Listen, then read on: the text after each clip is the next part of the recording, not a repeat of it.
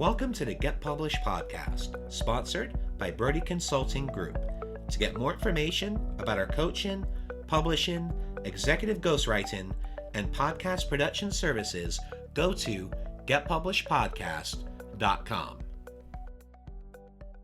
Hello, I am Paul Brodie, and thank you for joining us for another episode of the Get Published podcast, where we help authors get published with a proven system that works. And today, we're being joined by Ravi Jayagopa, author of Crush It with Kindle, the abso-freaking-lutely fastest way to plan, write, and publish a Kindle book. Ravi, welcome to the show.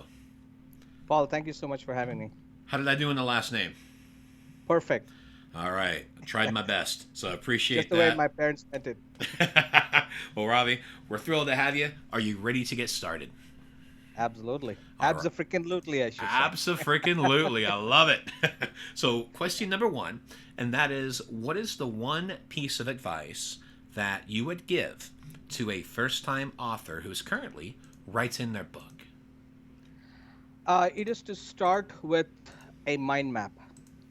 And it's a couple of things. So the mind map, which is one of my favorite tools to start brainstorming, it takes away the pressure of all the different things that you're thinking about. So it just lets you get into brainstorming mode.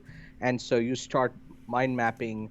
So every chapter, for example, could be a separate node, right? And you say, for example, marketing is one. And then under that, you can type in Facebook marketing, Instagram marketing, and this and that. And then another one could be email marketing.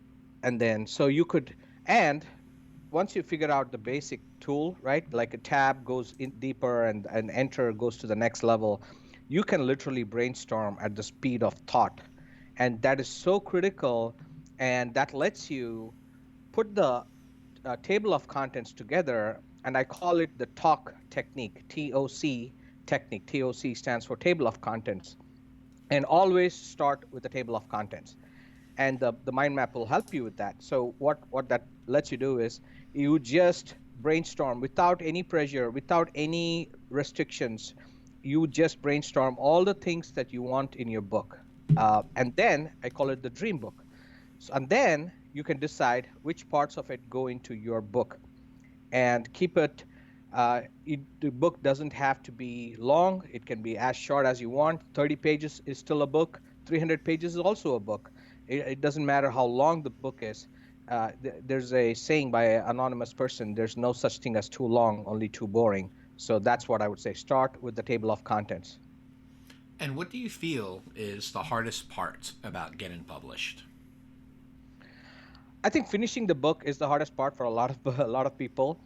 So I published my first book in 2007, and I actually started writing it around 2003. And back then, I'd started writing just a little bit. Then 9/11 happened, and the economy got really bad shape. Then my wife and I, we were working for the same company. So I had to find a new job. So there were so many other things going on that I could barely write barely even write 1 page a day or half a page a day sometimes, because I had a full-time job, little kids, and going to the city, train, and this and that. So eventually I said, I got to finish this stuff. And I had to literally put my, all of my mind, effort, and thought and everything else into the focus into actually trying to complete the book. So then I said, okay, I'm going by train 3 hours a day, back and forth, hour and a half each way to New York City.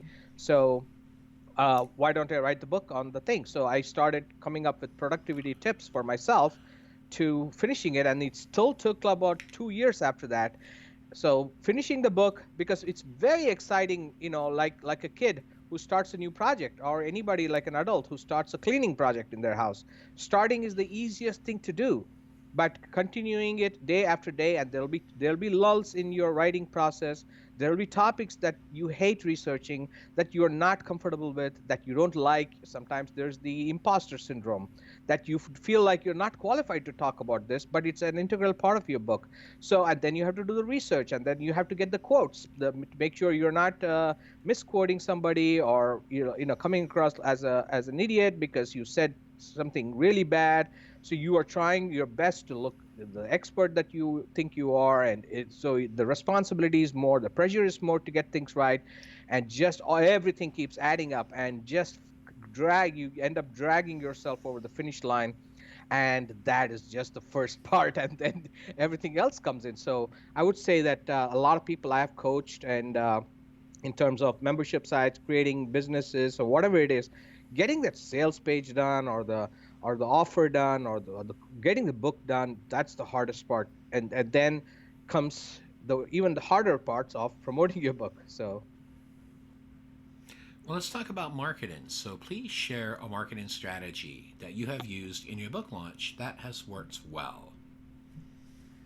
one of the things I believe in is that uh, the book cover is important, but the most important thing, and somebody's looking at a book or any product on, especially on Amazon, is the reviews. So reviews are absolutely critical part of your marketing.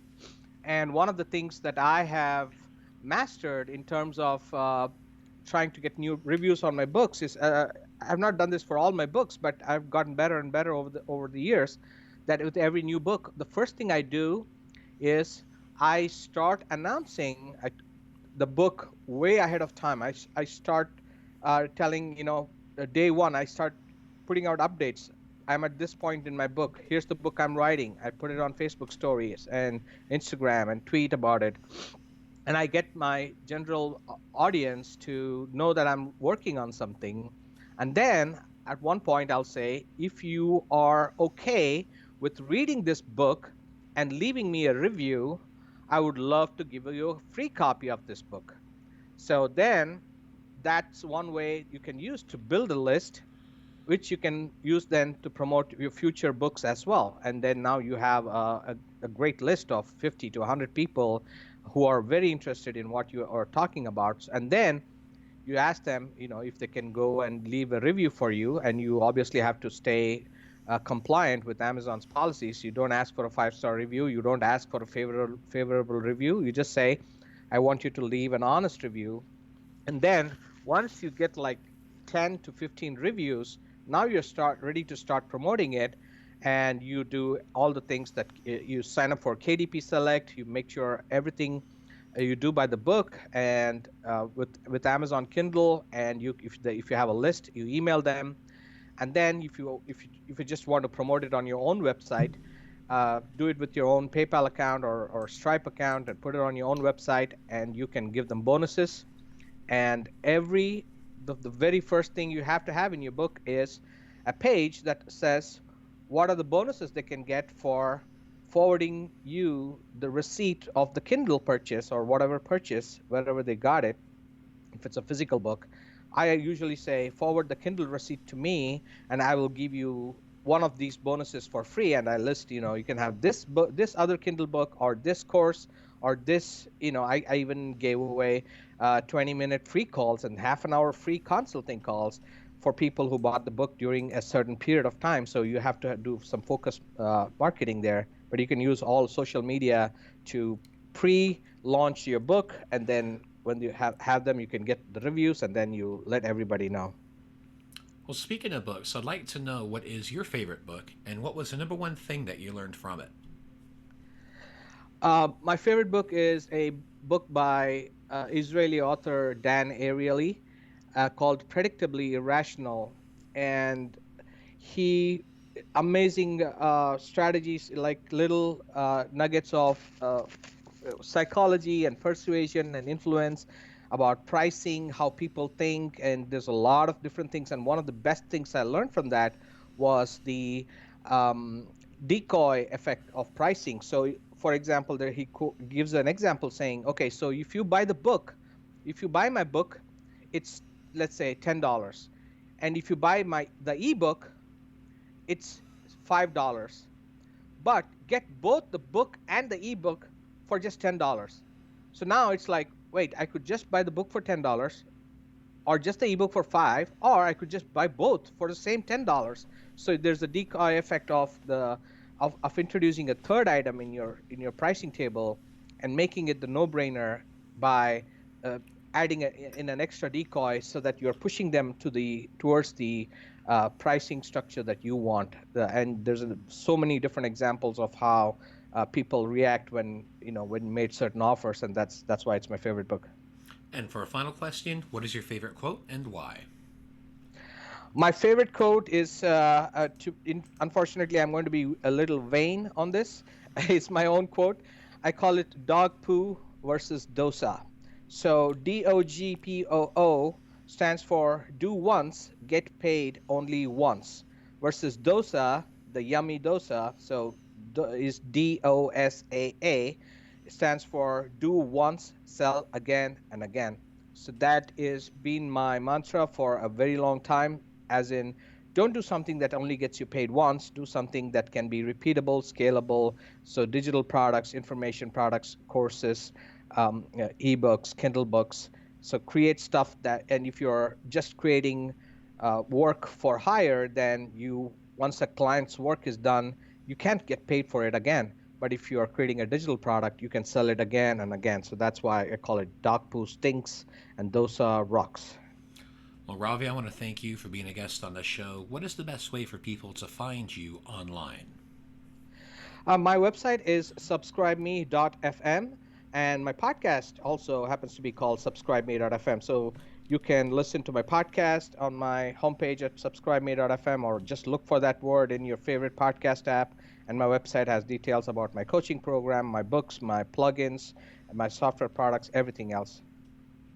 Well, Ravi, thank you once again for being on the show, and I wish you all the best in your author journey ahead. Thank you so much, Paul. I appreciate it. Thanks again for joining us today. To learn more about how to get your book published with a proven system that works, grab a free copy of my book at getpublishedpodcast.com.